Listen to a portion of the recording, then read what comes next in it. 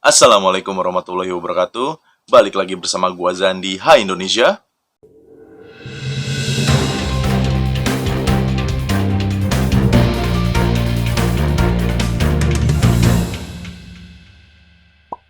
Balik lagi bersama gua Zandi. Hai Indonesia. Apa kabar semua? Dan kabar baik budi juga dong. Semoga semuanya dalam keadaan sehat walafiat, dilancarkan rezekinya dan dimudahkan segala urusan-urusannya. Dan semoga semuanya dilindungi dari wabah yang sedang melanda bumi kita ini. Gua mau minta maaf karena suara gua lagi kurang bagus. Kondisi gua sekarang ini lagi kurang fit. Tenggorokan gua gatal banget dan suara gua sekarang kayak kodok. Agak-agak serak-serak dikit gitu kayak Tulus. Bila canda, tapi sumpah doain gue ya supaya gue sehat walafiat, terus bisa bawain berita yang terupdate, ya cerita di Kismin juga. Dalam video kali ini gue bakalan bahas mengenai berita-berita yang terupdate pada minggu ini. Apa aja? Tonton terus video ini ya. Sebelum kita mulai videonya, gue ingetin lagi nih ke kalian, ayo like, share, subscribe video ini, dan jangan lupa tekan tombol loncengnya agar kalian gak ketinggalan saat gue upload video-video baru berikutnya. Nah, jangan lupa subscribe ya, biar gue tambah sehat, tambah semangat, tambah ganteng kali ya. Take your pillow and enjoy this video.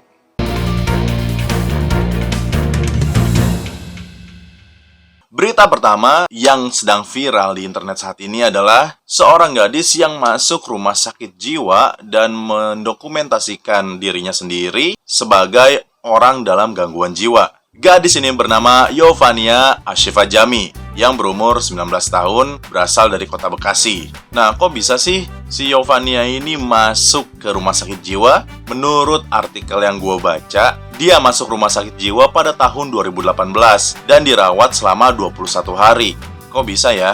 Yovania ini didiagnosis memiliki skizofrenia. Nah, skizofrenia ini merupakan gangguan mental yang berkepanjangan. Dan selain itu, dia juga didiagnosa mengidap unspecified bipolar disorder. Nah, dia juga sempat nggak ngenalin dirinya sendiri ya. Nah, makanya lu jangan lupa diri. Ingat-ingat lu tuh dari mana asalnya. Jadi nggak akan masuk ke rumah sakit dan didiagnosa mengidap unspecified bipolar disorder. Ketika dia masuk ke rumah sakit jiwa, dia dalam keadaan blank face. Ya maksudnya mungkin kelihatannya dia sadar, namun secara kesadaran tidak tahu dia sadar atau tidak gitu. Tapi kalau dia dilihat orang sadar. Gimana sih? Selama dia di rumah sakit jiwa, dia mengabadikan atau merekam kegiatannya dan mengunggahnya ke media sosial TikTok. Mulai dari bangun tidur sampai tidur lagi, kegiatan yang dia alami ya dia rekam selama 21 hari di sana. Setelah 21 hari, dia kemudian keluar dari rumah sakit jiwa. Dan perasaannya sih katanya campur aduk, antara sedih dan juga senang. Oke, menurut kalian gimana? Silahkan komentar di bawah ya.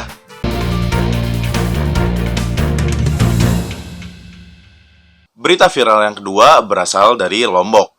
Nah, menurut artikel yang gue baca sih, berita viral ini mengenai seorang tokoh yang meninggal, yang mana sih jenazahnya ini hilang saat dimakamkan. Sebenarnya almarhum ini merupakan seorang tokoh yang sangat dipandang di Lombok sana kan. Nah, dia ini memiliki sebuah pesantren, ya bisa dibilang syekh lah ya.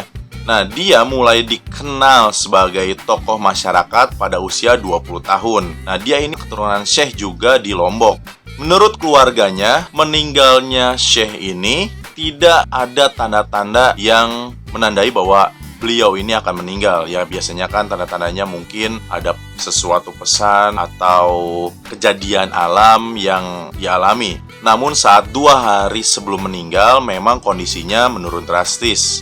Bahkan tensi darahnya pun tekanannya 50 dan kadar oksigennya sih 40.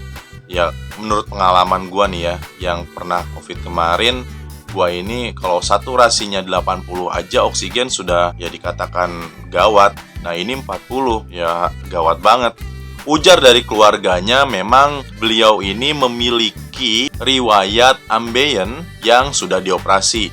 Ya mungkin bekas operasinya ini kumat ya. jadi dapat merubah kondisi tubuhnya secara drastis. Jenazahnya ini dikatakan menghilang saat pemakaman. Sebenarnya sih menurut keluarga, kejadian ini hanya untuk konsumsi keluarganya sendiri, tidak disebar ke luar keluarga. Maksudnya tidak disebar ke orang lain, hanya keluarga saja. Karena semasa hidup dari beliau ini, kegiatan belajar mengajar di pesantrennya ini tidak boleh diekspos keluar. Oleh karena itu, video yang sempat viral ini tidak tahu siapa yang menyebabkan video ini viral ke media sosial. Ya mungkin jenazahnya hilang karena sesuatu keajaiban dari Tuhan Yang Maha Esa.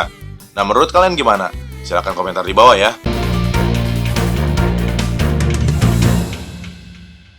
Berita viral yang ketiga berasal dari Medan. Nah, ada seorang pria yang mengaku bernama Sehat yang sedang ramai diperbincangkan di internet. Nah, si Sehat ini mengaku bahwa dia ini positif COVID-19. Ketika dia mengaku, kan biasanya kalau positif COVID-19 ini kan sedang diisolasi di rumah atau diisolasi perawatan di rumah sakit. Namun, saat positif COVID-19, dia ini berjalan-jalan keluar, yaitu berwisata kuliner. Ujar dari si Sehat ini, dia sudah melakukan PCR sebanyak 5 kali. Namun hasilnya tetap positif. Si Sehat ini berkeliaran ke semua tempat, ya salah satunya ke tempat wisata kuliner ini kan. Dan setelah videonya didapat oleh aparat setempat, si Sehat ini langsung diringkus dan dibawa ke kantor polisi.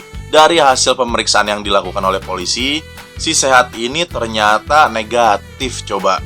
Tidak positif COVID-19. Kok dia kenapa ngaku-ngaku positif COVID-19? Ya dia kan kalau pengen terkenal mungkin dia buat sensasi. Ya tapi kan tidak seperti itu ya. Pada akhirnya si Sehat ini mendapatkan sanksi dari aparat kepolisian setempat, yaitu dapat dihukum penjara karena terindikasi melanggar undang-undang tentang penyebaran berita bohong atau hoax. Hoax atau hoax ya? Nah, sampai saat ini polisi masih mendalami keterangan dari si Sehat ini dan menginterogasi beberapa saksi terkait masalah ini.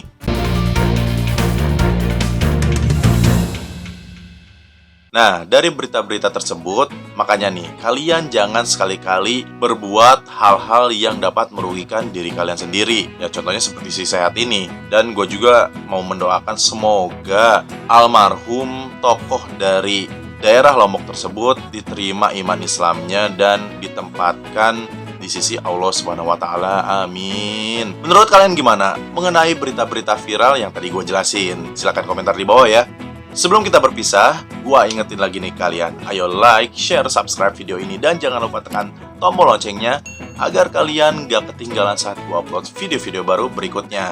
Nah, kalau kalian punya berita viral yang lagi in, ya bolehlah kirim ke alamat email di bawah. Nanti emailnya gue sertain di deskripsi di bawah. Dan jangan lupa untuk follow Instagram gue di Setiabudi Azan dan Facebook gue di Azan Setiabudi. Gue Azan, sampai jumpa di Hai Indonesia berikutnya. Cheerio!